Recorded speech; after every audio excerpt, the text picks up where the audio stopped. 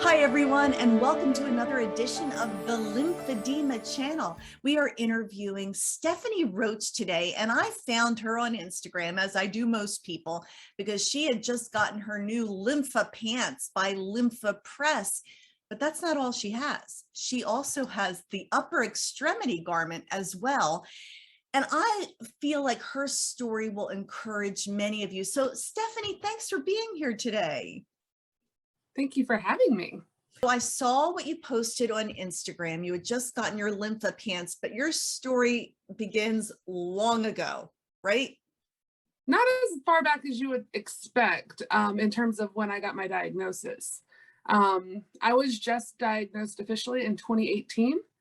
And so for And that me, diagnosis, what was that diagnosis again? initially I was diagnosed with lymphedema in my abdomen.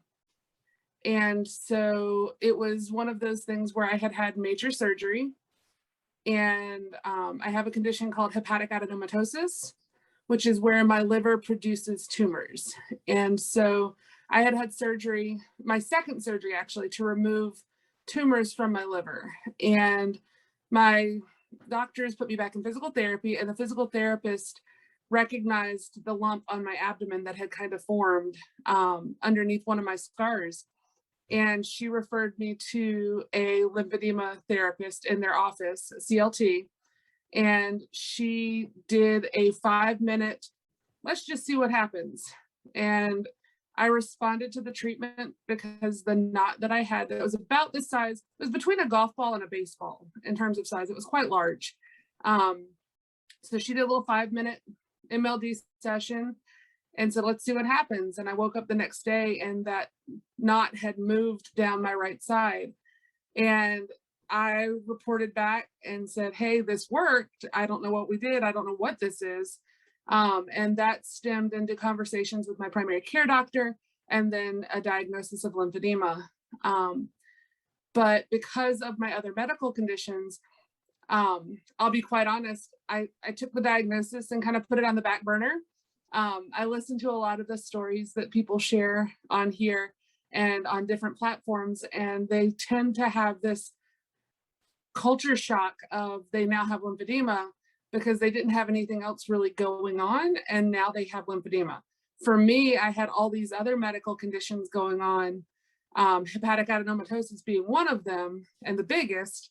So lymphedema wasn't really a shell shock for me. It was just something else to add into the mix of everything that was going on, which I feel like is kind of different from some of the stories that I've heard other people share the last 6 months that I've really been getting into this. So yeah, I mean, my diagnosis just started in 2018, and it just really kind of took off from there. And I didn't treat it at first. Because it wasn't the big story in your life. You had so many other things going on. When did you get to a point where you realized, you know what, I need to manage the lymphedema as well? January of this year. So after all of my surgeries and everything, I had 4 abdominal surgeries between May of 2017 and July of 2020. And I was with a different physical therapist in 2020. I had completely stopped doing CLT treatments. I had stopped doing MLD treatments. All I had was my vest. I had compression garments, but the lack of training that I got from my CLT that I had originally started with was just mind-blowing, and I didn't realize it. So basically, I was put in garments off the shelf that fit poorly, and those garments by 2019 didn't fit anymore. So by 2020, forget it. I did stumble across a better fitter that was able to get me custom garments in January of 2020. So I had those. But again, I wasn't really aware that I needed to do anything beyond wear my jacket a few times a week and wear my garments when they fit. So So that here's was, the important thing too. I want to underscore this. Just because you've been prescribed something, if you don't do the proper protocol, you're not going to get the exactly, results. you get And no results. yeah, and now you had the Lympha jacket for the upper extremity at that point. Yes. So my diagnosis with, the initial CLT that I saw was abdominal lymphedema, but I also had lymphedema that was in my hands, pretty significant. And my hands would swell really badly, which I've now learned that if you have it in your hands, you have it in your arms. But again, I wasn't told that. So I had gloves that I was wearing, and I had a tank, and then I had some minimal swelling in my groin area that I would wear shorts for. So I had shorts, I had a tank, I had gloves. But what I didn't realize was that I was only doing myself a disservice because, like you said at the beginning, if I treat one area, but I don't treat the other areas, it just creates areas that things can pool. So in January of this year, my physical therapist that I was seeing, I call her my land PT because she works on things like moving your legs and arms and things like that. She basically looked at me and she's like, I'm really scared for you because your swelling is so bad. And at that point, I had been on disability for about 6 months because of some complications from my surgery last July. And she was just really concerned about my health and how things were going slash not going. She wasn't making any progress with me on my mobility or my pain levels or anything. And I want to interrupt for a second too and give a shout out to this amazing medical professional who wasn't satisfied with just letting her patient not improve. So good for her. What was her name? Rachel. Rachel. We shout you out, Rachel. Thank you. It's dedicated Yeah. medical professionals, whether they're lymphedema therapists or whatever the discipline, that can make such a huge difference. So she was not satisfied. What was the next step? So basically she was telling me I needed to find a way to get in with a CLT. And I, of course, went back to the CLT that I had seen originally. And I was kind of brushed off. I was told, well, you've got all this abdominal pain, that my doctors weren't sure if it was my gallbladder. They weren't sure what it was really. Ultimately, it was my gallbladder. But, I had this abdominal pain, and the CLT that I went to before was like, I'm not going to do any MLD on you for risk of injuring you or hurting you worse. And Rachel looked at me and she was like, wrong answer. And so she and I got online and we found another CLT in the area that's actually closer to my house, believe it or not. And I got an appointment with her. I lucked out because it happened to be spring break in our area. So someone had canceled. So I was able to get an appointment within the week. And when I initially made the appointment, I was like, this is going to be just like it was before. I had been brushed off in February. I really wasn't feeling like going through this again. But the thing that changed, the thing that really changed, and the reason that I really jumped on board with fighting in March to find a CLT was because you're going to love this. March, I found out, is Lymphedema Awareness Month. And the joke that I have is that I literally clicked on a coupon. My gloves were shot and I was looking to replace my gloves. And I've been using the Lymphedemas for a long time, and they, were 2 years old. I need new ones. And so I looked online to see if I could find a coupon on their website, and I stumbled across Amanda Sobey. And I started watching. Sobey, Yep. she is a part of our lymphedema patient I roundtables. How cool is that? And she did a whole lot for Lymphedema Awareness Month for She sure. really did. And so I stumbled across her and I started watching her documentaries that she was doing with people, interviewing people, talking to different garment fitters and different, organizations. And so I started watching her stuff that month, and like literally it was probably mid-March. So I back watched everything that she had posted. And I messaged her a couple times, just asking questions, and she was really open, and she reached out, and we started kind of having conversations. And then in one of her sessions, I actually won one of the prizes that was a session with her to learn about managing lymphedema. And so that kind of kickstarted this whole thing of, this may be more than I realize, and in listening to these stories of other people about how sick they were getting, and how, the lymphatic fluid just really, it'll knock you off your, it'll knock you on your butt. I mean, you have no control over what it does. And, I kind of think of it as, it feels like actually, Amanda put this terminology in my brain. It makes you feel like you have the flu.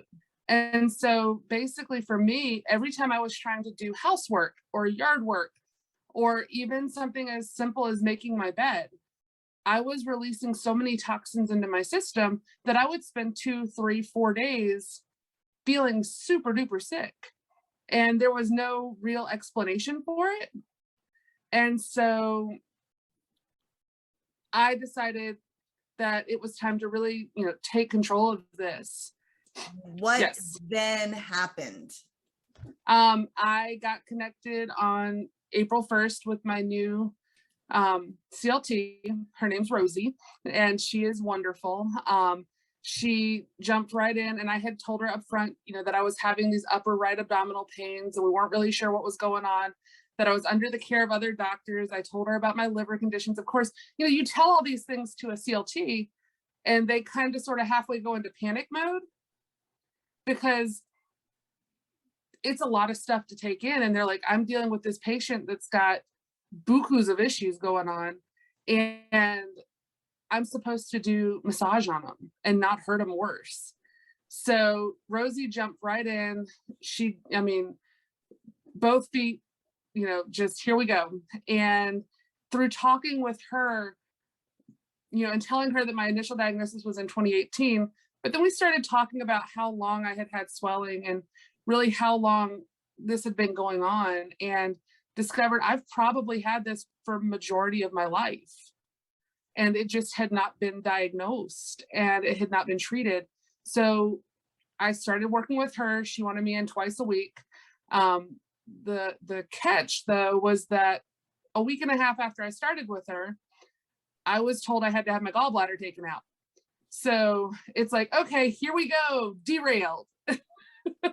It's like the cha-cha, one step forward, 2 steps back, and every time you seem to be making progress. But I have to tell you, just talking to you, your spirit and your energy and your positive attitude, I think that probably had a lot to do with who you are today. And that's why I wanted to tell your story, because, you didn't take those setbacks and give up.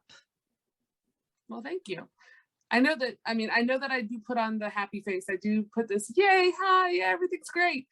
But that being said, I was a puddle on Friday night during my session with Amanda. I totally lost it. And, this is not something that you go into without knowing that there are going to be setbacks.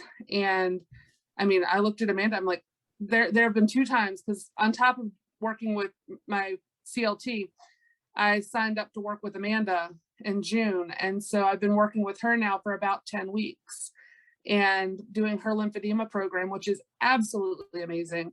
But that being said, I've had 2 major setbacks with that. I've had the gallbladder setback with my CLT.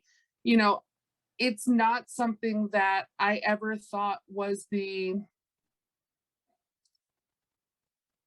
kind of the icing on the cake that had to be scraped off in order to get to the root of the problem. We've always swept the lymphedema under the rug as this secondary thing. My primary care doctor doesn't know anything about it. She literally orders garments for me based on the recommendation of yours truly. I will go to my CLT and say, what do I need? I will go to Amanda, I'll say, what do I need? What are your recommendations? I'll go to my fitter and I'll say, what do you recommend for me? And then I go back to my primary care and I say, this is what these other providers have recommended. Can you write the script based on medical necessity. Because in the States, a lot of our insurance says as long as it's medically necessary, they'll find a way to help cover it. But you have to have that medical necessity documented.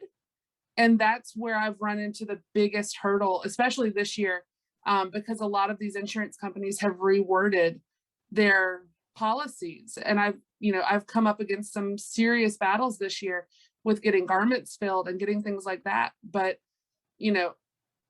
I have a primary care doctor that's not like most primary care doctors, and she admits when she doesn't know the answer. And she takes advice from other people who are more skilled in that field.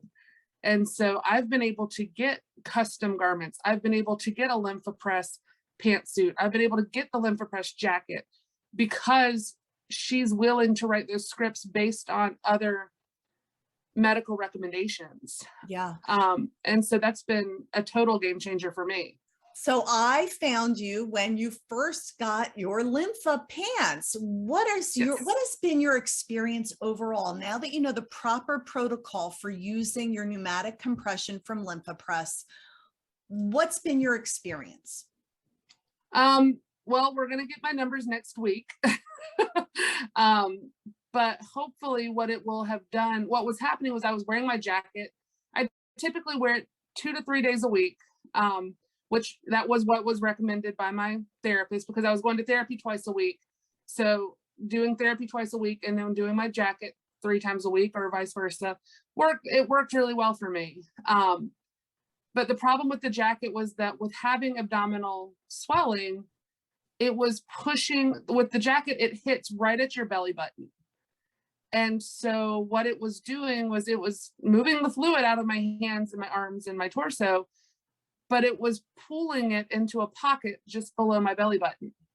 And so after working with Rosie for about 6 weeks, and she had me back in her office 2 weeks after I got my gallbladder out. She didn't waste any time. She's like, we're getting you started back into this. She goes, because the best thing we can do is move the lymphatic fluid to promote healing in that area.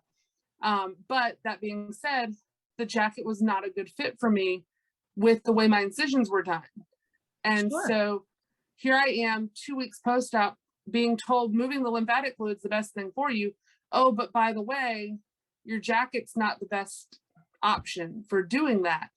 And so we kind of had the discussion at that point that pants might be an option, or a sleeve. We discussed just getting a sleeve so that I could just do the arms. And, I was, put it off, get back in my jacket, and things were great for a couple weeks. And, then we have another setback, and the discussion about my measurements the second time around, she goes, all of your numbers have gone down with doing the pump properly, with working with Amanda, with being in the pool 4 to 6 days a week, doing all of these things. My numbers had dropped drastically. In some places over an inch, and which is pretty significant. For me, I was like, that's great. She goes, but this area between your belly button and your hips has gone up almost 1.5 inches. So all of this fluid was moving, but it's pooling in this one area. And so she was like, we need to really get on this pantsuit option. And so I reached out to Medical Solutions, who is my provider, and spoke with my representative, and he's like, I need this paperwork. This was on a Monday, by the way. And he had all the paperwork by Tuesday. Lympha Press called me on Wednesday to confirm what type of pump I have. And I had my pants on the porch on Friday. It was amazing. It was insane. That. It was insane how quick it came. Well, this is the thing. Our team really cares about making life better for patients. And so yes. I also am so proud to represent a company that has solutions. the fact that the jacket wasn't working, so you don't stop there. We have the Lympha pants, and there are Right. many people out there that have the Lympha pants and may need a jacket. And we want to encourage you from Stephanie's story. Ask, talk to your lymphedema therapist, talk to your doctor. And if there is a need for another part of your body to be addressed, we've got a garment. Yeah. And we will help and advocate for you. I think that is amazing. Do you find that your Lympha Press garments and the pump are easy to use? Oh yeah, totally. I mean, and I actually traveled this past week and I took my jacket with me because I had a lot of hand swelling and I was only going to be gone for a couple days. So I was like, I'm not taking both of these things. We're going to take one or the other. And I took my jacket with me, and you know, yes, it's bulky. Yes, it's big. Yes, it's another bag I have to pack. But to be able to do an MLD session and not need another person there to do it, to not have to have an appointment, you know, I can sit down, I can watch TV, I can read a book, I can do something, you know, obviously in the jacket, I mean, the thing comes down over your hands, you're not doing a whole lot of texting. But you know, it's an option that can go with you wherever you go. And, you know, for me, that is something that I didn't think would really be, yeah, it's a pain in the neck. I'm not going to lie. It's a pain in the neck to manage lymphedema. Lymphedema management is not fun for anybody. It is, No. it becomes a part of your life. It takes up time in your day. But what's the downside? If you don't, you get worse. Right. I mean, and I started taking, you know, the before and after photos and documenting back when I started having my liver surgeries in 2017. And so with this whole lymphedema journey, I didn't initially take pictures because I didn't think it was going to change anything. And one of the things Amanda does is she really encourages you to take progress photos. And I started taking progress photos, even if it was just a selfie of my face. And I literally have pictures and I don't recognize myself. I mean, the difference is night and day. I mean, the fact I have a neck, I have a chin, you know, even back in June, like those weren't things that I could identify. And all of that, you know, especially if you have systemic like I do, which to me, that was daunting in and of itself. And, you know, I always see patients on these portals and these forums where they have it in their arm or they have it in their leg, and it's super obvious. I mean, you can see that there's a deformity there. When you look at my hands, I mean, I don't have my gloves on today, but you don't see anything here. You don't see anything in my leg. My friends tease me because I have chicken legs, you know, but the reality is that when you look at my abdomen, it's there. If you get down, you know, and my therapist starts doing massage, she's like, oh, your ankles are really swollen today, you know, and it's something that I don't fit the cookie cutter mold. Mm-hmm. And so I guess that was another reason that I just kept putting it on the back burner is, oh, this couldn't be the issue. This couldn't be the problem, because I didn't realize that I was basically sabotaging myself by thinking, well, I don't fit the mold. I don't look like these other patients. I can't tell you how many doctors told me that I couldn't have lymphedema because I hadn't had cancer. I mean, that was, and these are really high-end doctors that would tell me, well, you couldn't have lymphedema. You don't have cancer. Or, well, we did surgery, but we didn't remove any lymph nodes. So there's no way you have that condition. I mean, it's really disheartening when you're in a situation where you're already spiraling medically and you find somebody who's willing to listen and they just kind of brush it off. So then, of course, my mentality is, well, if they don't think it's important, then I'm not going to think it's important. And I think a lot of us, especially in the States, that's kind of how we, you know, our mindset is if no one else thinks it's important, then why should I? And so I think that's one of the reasons that I really liked the message that Amanda put out there in March. And then, you know, through her connecting with Amy Rivera and watching her story and learning how much of an advocate she's been, and just, getting into this community where other people have kind of paved the way in front of us. And all I did was click on a coupon. And I want to say that Stephanie Roache, you are now paving the way for other people, because you're not a cookie cutter story, and it is a story that needed to be told. So in our final moments, if you want to talk to the camera and someone out there who maybe is just clicking on this and looking for some hope, what would you say? I'd say don't take the first diagnosis as your answer. Definitely keep asking questions, keep doing your research, keep clicking on coupons on the internet. No, don't do that. Definitely get into these communities that are online, and ask questions of the people who are supporting those pages, because we've already been through it. We've already kind of had to ask those tough questions, and we've had to stand up to the medical professionals. And it's not fun, it's not easy, it's not something that anybody wants to have to go through. But if you ask questions of people who've already been through it, you'll have a support system that's backing you as you're going through it yourself. And as somebody that, my motto has kind of turned into, well, it's not cancer, that's not the answer that we need to be listening to. The doctors tell me all the time, well, at least it's not cancer. My friends will tell me, well, at least it's not cancer. We need a support community within, lymphedema, whether you have gallbladder issues, you have diabetes. We need a support community, just like people who have cancer, just like people who have heart disease.